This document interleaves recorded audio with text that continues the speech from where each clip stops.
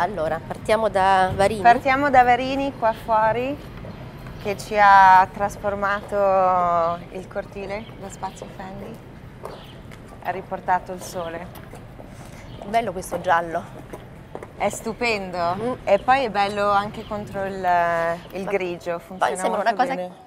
quasi come se ci fosse sempre stato. Sì, sì, e lui è molto bravo, nel senso che fa queste installazioni su degli scali enormi. We have to speak in English, by the way. Oh, yeah? Yeah. So you speak, I we will start listen again. to you. So Okay. here we're starting with Felice Varini's installation.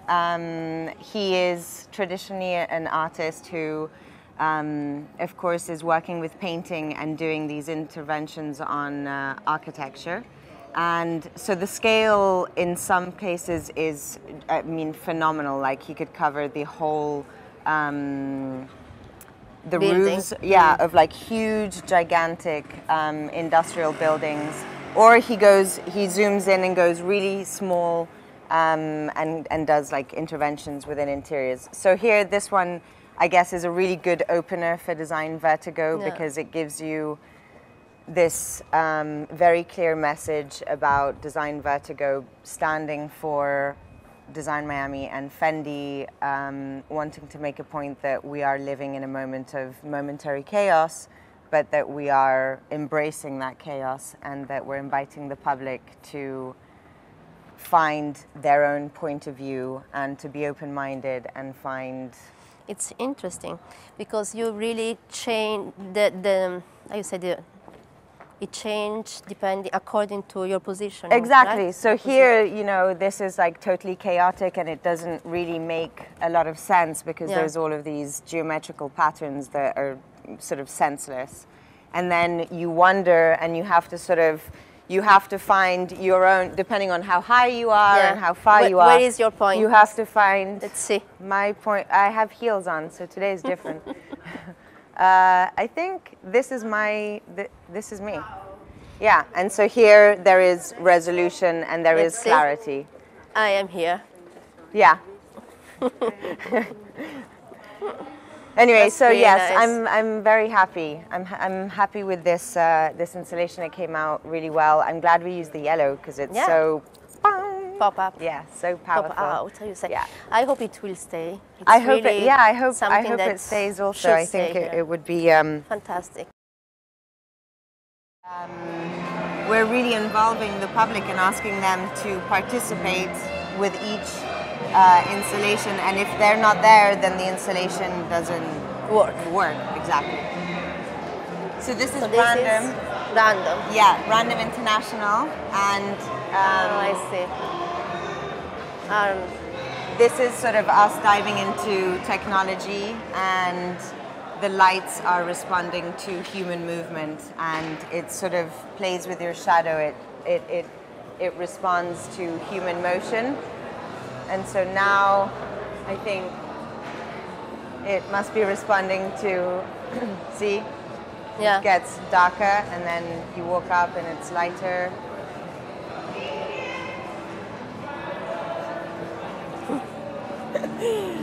That's Anyway, so this is very. This is, I think, will be very well received. I think tomorrow we're actually going to paint the wall white because we want the illusion to be even greater, where you don't have a sense of depth, like you don't understand where the light begins and where the light ends. So we're going to test it tonight. But it's always an evolution. We keep moving. Yeah, we keep moving.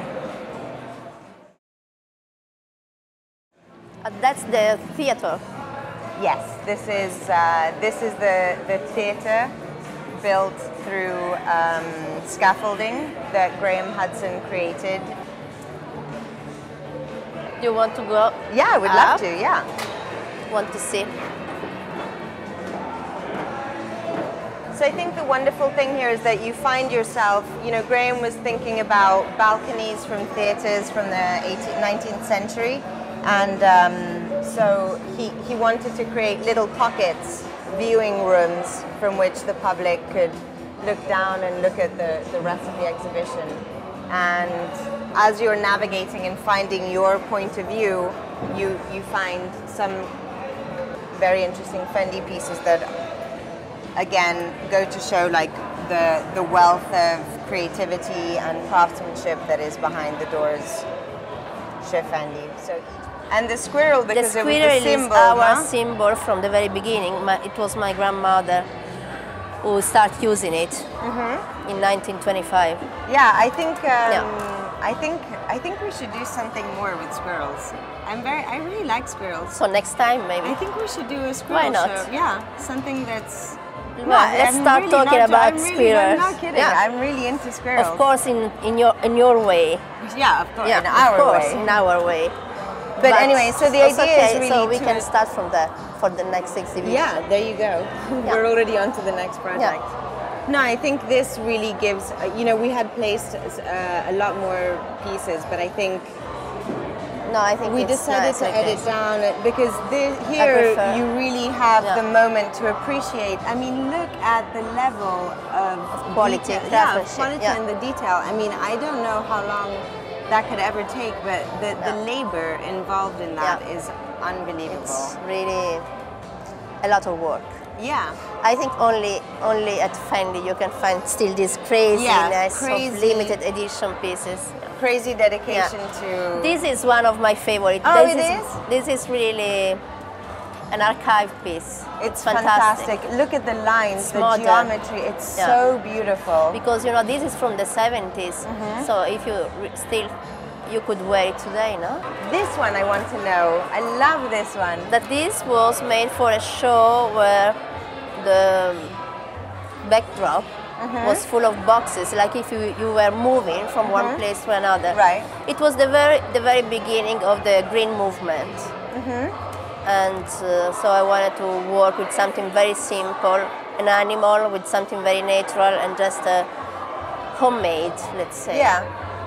No, I love this contrast of the materials and these being exposed, like it's very structural. I love it. It was the idea of the outside, inside. So the box on the outside of a bag. And this, after from this, the evolution was the peekaboo, that was the inside out.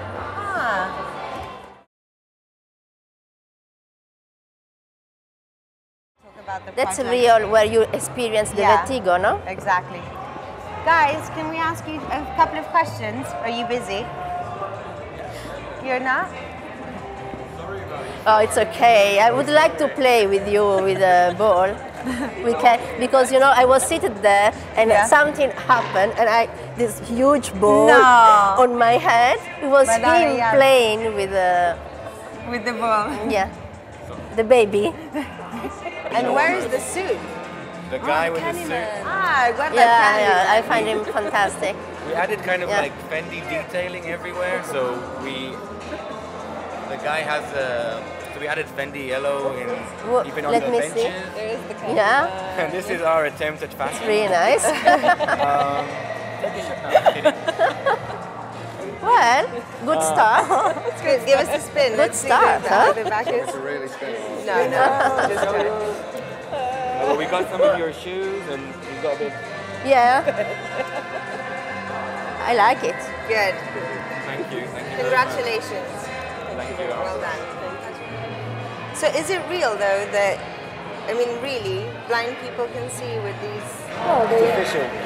Blind people can see. Fantastic. No, we did do something. it's kind of not, it's not like what our eye can do. So it's low resolution, and it's kind of seeing shapes in black and white, but there's orientation in space, so you can that's fantastic. Have a camera and So and I think that's kind of like where we want to place ourselves. So scientists and engineers don't have great taste and aesthetics, and we don't have great aesthetics, but we can kind of translate these amazing innovations into something very fashionable. Fashionable and everyday, and maybe also accessible. That people don't have this. Ooh, what is this? I think this is what we're hoping also in this space, that people don't go, what is this? I can go in and Well, there are so much inspiration from scientists, because this is something that is really the future. So I think it's become I think everyone has become so specialist in every field that it's so far away that a regular person or someone who isn't in your field is totally unaware of almost miracles. Like when we tell people that there's a machine that allows blind people to see, it's like Nobody could believe that. 5 years old. It's crazy. So it's about, there's so much out there nowadays. Yeah. This gives you a lot of hope. Hope, yeah, for the future. Yeah.